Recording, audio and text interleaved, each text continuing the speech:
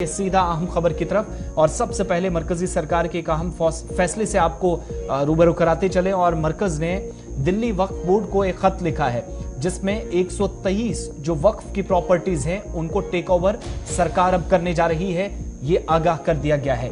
Delhi Waqf board को मरकजी सरकार ने नोटिस भेजा है। लिस्ट में दिल्ली की जामा मस्जिद भी शामिल है। 123 कुल मिलाकर ये संपत्तियां हैं जो केंद्र सरकार वापस लेगी। और बड़ी खबर इस वक्त ये कि 123 प्रॉपर्टीज जिनको केंद्र सरकार या मरकजी हुकूमत टेक ओवर करेगी।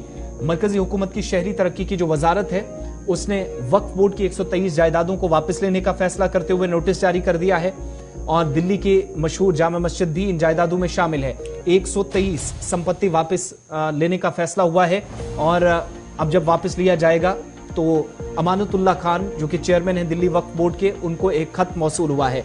साबिक वज़ीर आज़म डॉक्टर मनमोहन सिंह की हुकूमत के दौरान जामा मस्जिद वक्फ बोर्ड को दी गई थी। अब हुकूमत ने दिल्ली की 123 अहम जायदादों को वापस लेने का जब नोटिस जारी किया है तो 123 इन प्रॉपर्टीज में या इन जायदादों में जामा मस्जिद भी शामिल है, जिसका अभी तक कंट्रोल वक्फ बोर्ड के पास था जो अब मरकजी सरकार के पास चला जाएगा। 123 मकामात में मसाजिद हैं, दरगाहें हैं, कब्रिस्तान शामिल है और ज़ेर बहस जायदादें कभी हुकूमत की मिल्कियत थी। हालांकि डॉक्टर मनमोहन सिंह हुकूमत के दौरान ये जायदादें जो हैं वक्फ बोर्ड को दी गई थी। अब हुकूमत बोर्ड से कुछ अहम दस्तावेजात दिखाने को कह रही है जिसमें यह बताया जाए कि वो इन जायदादों को अपने पास क्यों रखें। और वक्फ बोर्ड ने हाई कोर्ट से भी इस सिलसिले में रुजू किया था, लेकिन वहां से भी कोई राहत की खबर दिल्ली वक्फ बोर्ड के लिए नहीं है। एग्जीक्यूटिव एडिटर इशफाक गौहर हमारे साथ हैं। इशफाक, 3 महीने कबल एक मस्जिद को नोटिस दिया गया जो कि सरकार की जमीन पर थी, जिसको हटाने का फैसला लिया गया और उस वक्त कहा गया कि बहुत सारी खानकाहें हैं, दरगाहें हैं दिल्ली के अंदर, मसाजिद हैं जो सरकारी जमीन पर हैं या वक्फ ने ऐसे इमलाक बना रखे हैं जो आज के वक्त में सरकारी जमीन के ऊपर आते हैं, उनको हटाने का फैसला लिया जाएगा।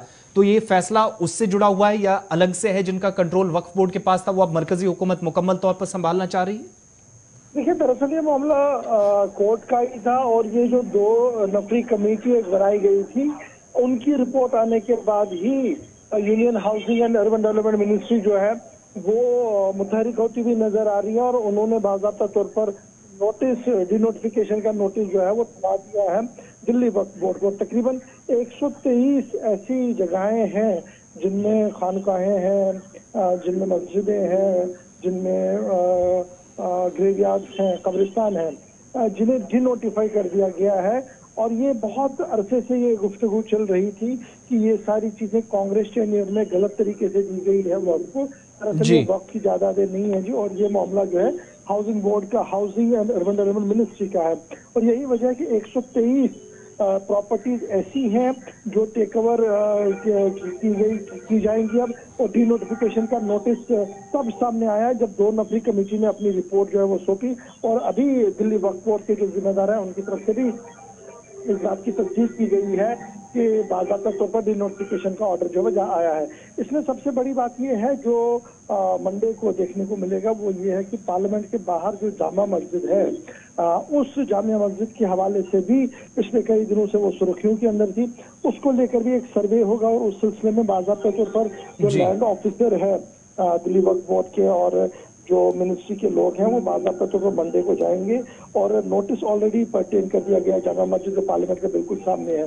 वहाँ के जो मकामी टेकर्स हैं या इमाम हैं उनका मानना है कि देखिए ये जो कंट्रोवर्सी बन रही है दरअसल ये किसी और मुद्दे को लेकर यहाँ पर ये हो रहा है, लेकिन जो जमीन है वो दरअसल वक्फ की प्रॉपर्टी है और ये काफी कदीम प्रॉपर्टी है।